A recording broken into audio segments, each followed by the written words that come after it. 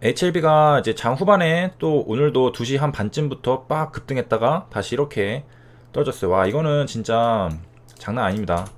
HLB가 이번에 좀 진짜 괜찮은 호재 같은 게 떴는데도 이렇게 된 거 보면은 시장 상황이 말이 아닌 겁니다.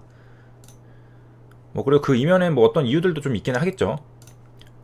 HLB 리버세라니 중 가남 심판 허가 신청 글로벌 상상 기대. 기사가 2020년 3월 9일이니까 오늘이죠. 오늘 2시 50분에 기사가 떴습니다. 그 전에 더 먼저 뜬 게 있고요.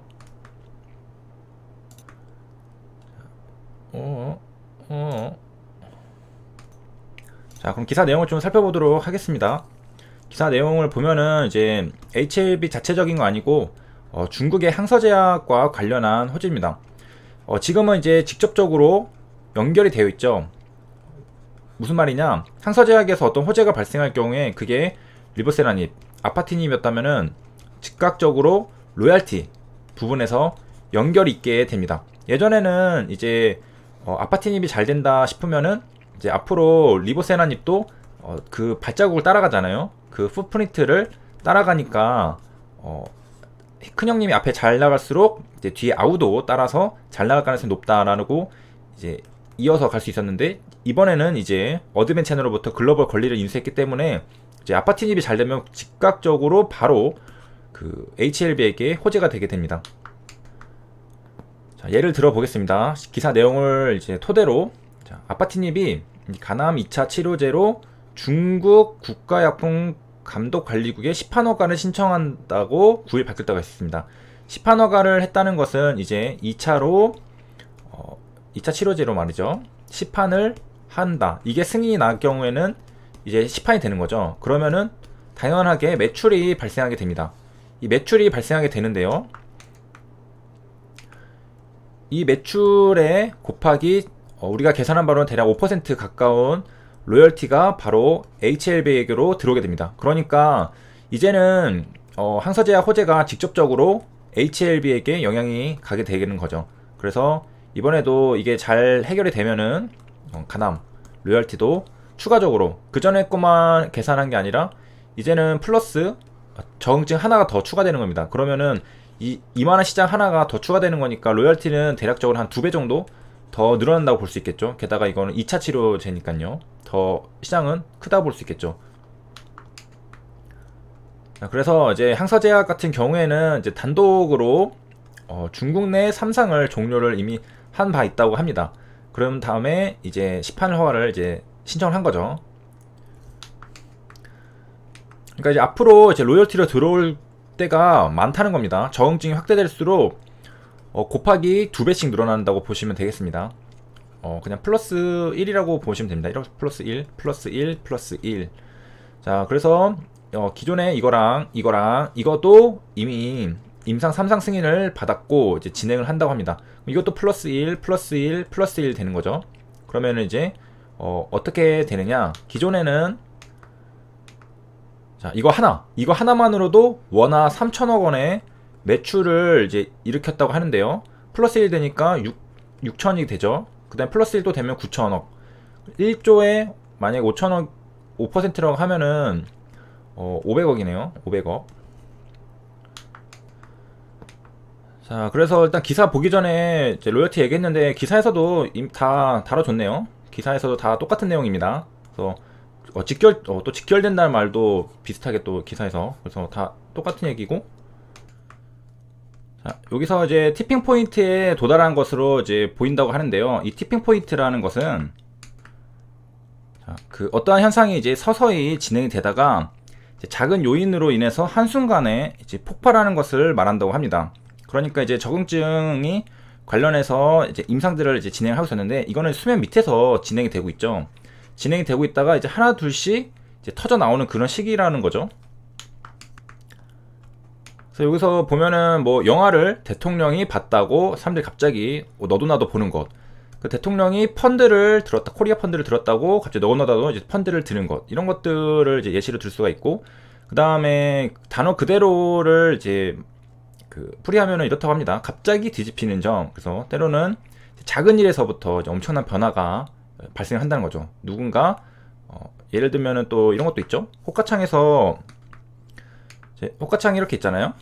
그러면 이제 여기서 어떤 용감한 그 개미가 자신이 있게 그 매수를 탁 하는 순간, 사실은 처음 사본 사람이거든요. 오늘 처음 매수 버튼을 실수로 눌렀는데 갑자기 그게 수급이 들어온 줄 알고 모두가 다 같이 풀 매수를 누르면서 급등하는, 이런 것도 뭐 갑자기 작은 변화로 인해서 큰 변화가 일어나는 예시로 들 수 있겠죠. 이런 경우도 왕왕 있습니다. 누구가 매수를 조용할 때, 그 폭풍전야 같이 조용할 때 갑자기 매수를 누르니까 다다다다닥 사가지고 올라가는, 제 경험담 아니고요. 자, 그 또 보면, 자, 그 이제 뉴스 기사를 보는 한 동안 이제 동시효과 끝났는데요. 그 동시효과 때 1%가 밀렸습니다. 1%. 마이너스 7%로 이제 끝났는데, 와, 이 잠깐 상승을 다 밀어버릴 정도로, 일단은 이 현상만 보면은 좀 말이 안 되긴 하죠. 이 가격, 요게 가격을 기준으로 본다고 하면은 이제 83,000원이잖아요.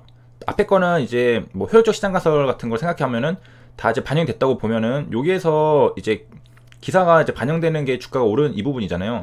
올랐을 때 이제 시판허가를 냈는데, 시판허가 뭐 안 날 수도 있겠죠. 그런데 그 로열티가 발생할 수 있는 그런 가능성은 이제 조금 더 증가를 한 건데도 불구하고 오히려 이때보다 더 가격이 떨어졌습니다.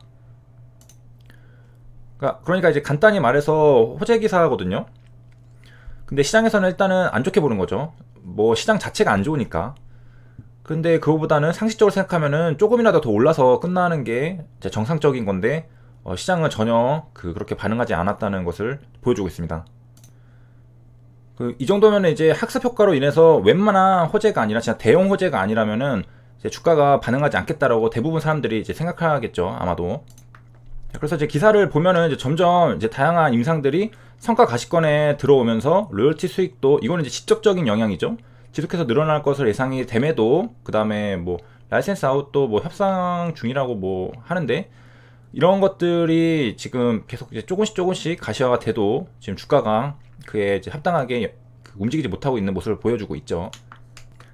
자, 마찬가지로 이제 같은 내용의 기사, 가장 최근 기사를 또 하나 가져왔는데요. 이제 같은 약의 성분이라는 거죠.